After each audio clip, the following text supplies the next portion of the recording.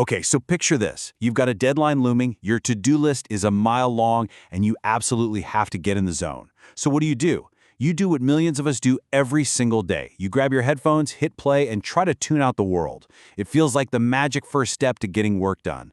But what if that whole ritual is actually based on a huge misunderstanding of how our brains really work?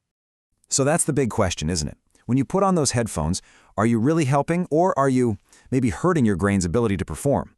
Well, the answer, as it turns out, is way more complicated and honestly way more interesting than a simple yes or no. Let's break down the science. All right, so the first thing we got to tackle is the most common sound we all turn to, music. We just kind of assume it helps us focus. But the research, it tells a much different story. For certain kinds of work, music might actually be the last thing you want playing.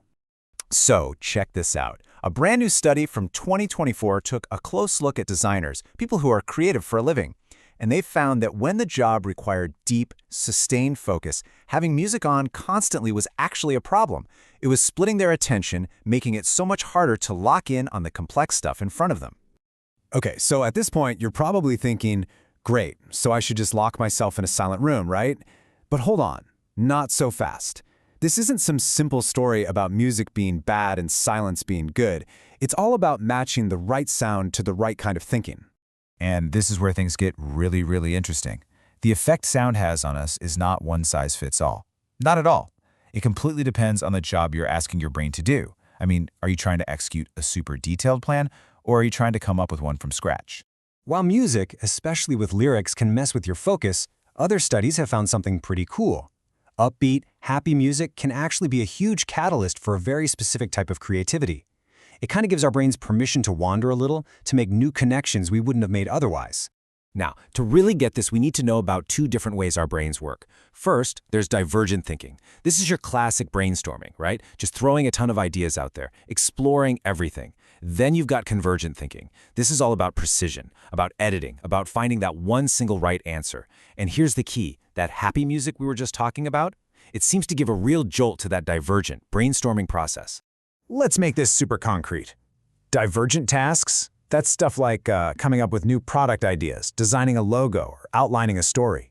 Convergent tasks are when you're zeroing in, like proofreading an email, solving a math problem, or finalizing a budget. You see the difference? One is all about expansion, the other is all about contraction. Okay, so music is good for brainstorming. Got it. But what about a sound that can help you be creative without being as distracting as music can sometimes be? Well, the most surprising research in this whole area points to an environment that, honestly, a lot of us already use when we need to get creative. And that brings us to what scientists call the coffee shop effect. You know, that gentle hum of conversations, the clinking of cups, a little bit of noise from the espresso machine? Well, it turns out there's some very real science behind why that exact environment can feel so incredibly productive. This quote right here from a huge study is the whole key. Notice that word moderate, a moderate level of noise. It's not about being quiet, and it is definitely not about being loud. It's about that perfect little sweet spot right in the middle.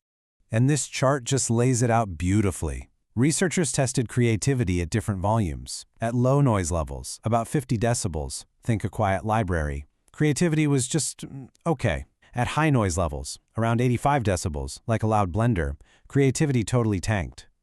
But right there in the middle, at 70 decibels, the exact level of a buzzing coffee shop, creative performance shot through the roof. But this feels totally backwards, right? We're always told to eliminate distractions so we can think clearly. So how on earth does a little bit of distraction actually help us come up with better ideas? Well, the answer lies in a psychological concept with a really fantastic name. It's called processing disfluency. Now that sounds complicated, but the idea is actually pretty simple. That moderate ambient noise forces your brain to work just a tiny bit harder to process things.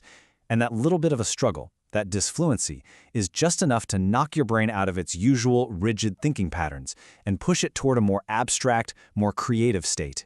This model from the study shows you the exact chain reaction. The moderate noise creates what's called processing difficulty. That difficulty then forces you into a higher construal level, which is just a fancy science way of saying you start thinking more abstractly, seeing the bigger picture. And that abstract mindset is what directly leads to more original, more creative ideas. It's a beautiful thing. So, we started with a really simple question. Headphones on or off? But now we know that's totally the wrong question. The right question is, What sound does this specific task I'm doing right now require? It's time to stop accidentally falling into a sound environment and start designing it with purpose. It really just comes down to a simple two-step process. Before you hit play on anything, first, just identify your task. Are you in that expansive brainstorming mode, or are you in that focused editing mode? And then you just have to consciously choose the soundscape that actually matches what you're doing. It's an intentional act, not just a habit. And here it is, the ultimate cheat sheet. This is the practical takeaway from all of this. For creative, brainstorming type work, your best bet is either happy music or that 70 decibel coffee shop vibe. For focused work, like editing or analysis, you want silence or maybe some really low-level ambient noise. It's a clear roadmap.